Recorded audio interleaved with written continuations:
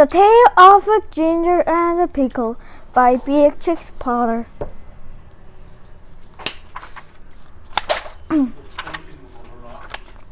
Once upon a time there was a village shop. The name over the window was Ginger and Pickles. It was a little small shop just the right side of the doors.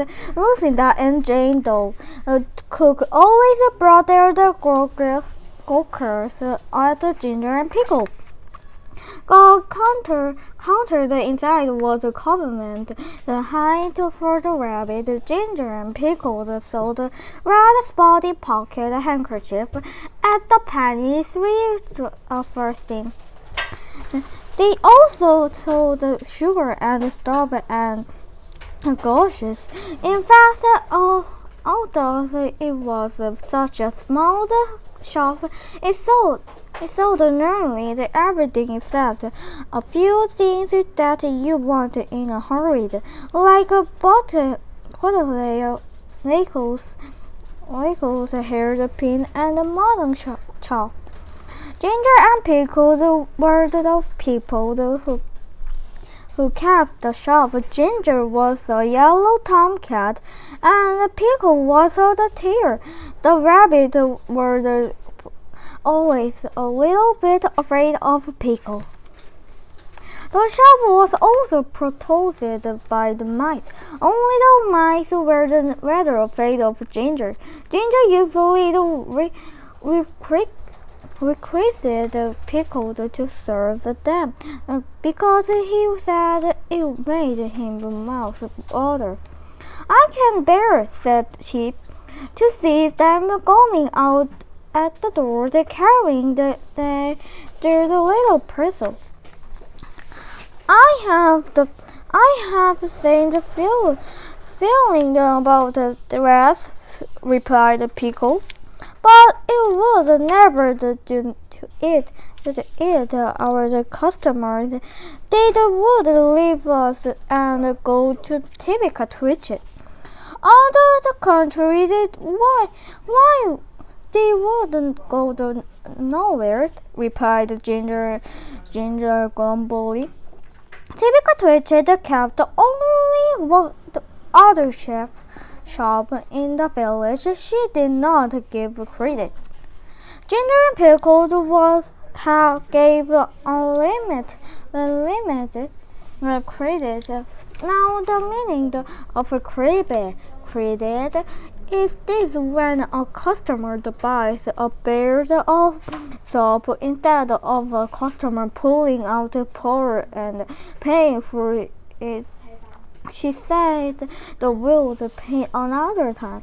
The Pickle was a low bow and says, "Would you please serve madam?"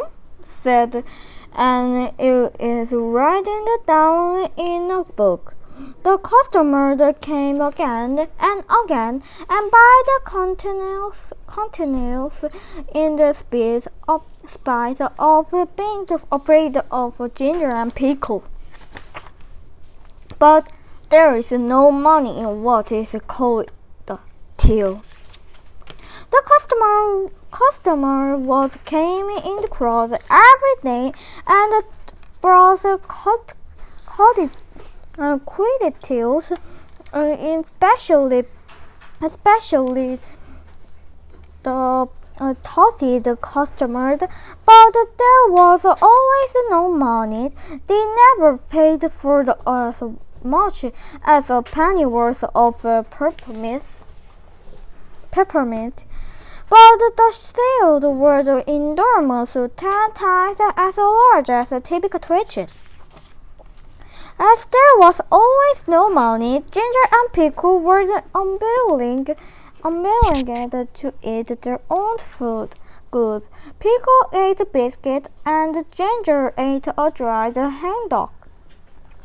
They ate by the candlelight after the shop was closed. When it came to Jane, there was still no money, and Pickle was unable to buy a dog lens. It is very unpleasant. I am afraid of the police, said Pickle. It is your own field for the being out here. I do not record a license, and neither the ghost keep the collie the dog. It is very uncomfortable. I am afraid I shall be summoned. I have tried in the vain to get a license. Open the crate at the post office, said Pickle. The place is full of policemen. I met one as I was coming home. Let us stand in the build. Again, to 7 whispered Ginger. He was 229 for the balcony. I do not believe that he intended to pay at all, replied Ginger. And I feel sure that Anna Mara pocket things where are all the creams crackers? You have eaten them yourself, replied Ginger. Ginger and Pickle retired into the bag of polar. They did unconscious they added on the songs and songs and songs. Samuel Whisker was a run-up and built as long as this tail. He has had once the 3 pictures of dove since October. What is 7 pounds of butter at I3 and a stick of sealing wax and a stick of sealing wax and for the matches. Sending all the bill again to everybody with a cough, replied Ginger. After a time they heard the noise in the shop, as if something had been pushing in at the door.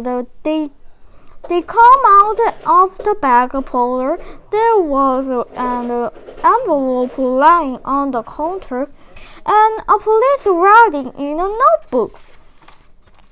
Pickle nearly had a fit. He barked and made a little rush. Bite him, Pickle! Bite him! Spluttered Ginger behind a sugar. Borrowed his only old government old. The policeman went to writing in a notebook twice. Twice he put his pencil in the mouth, and once he dipped it in it. The trickled. Pickled just barked till he was a horse. But still the policeman took no notice. He had big eyes, and his helmet was sewed on his stitches.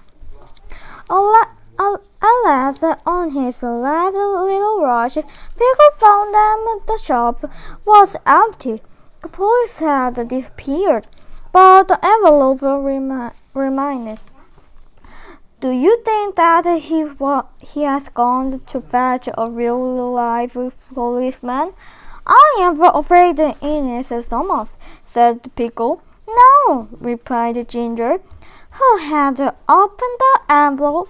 It is the Randall the tax L3 I9I34. This is the last road, said Pickle. Let us close the shop. They put up the shoulder and left, but they have not removed it from the neighborhood. In fact, some people wish they had gone further. Ginger is living in the world. orange. I do not know what occupant contained. He puzzled. He looked shocked and comfortable.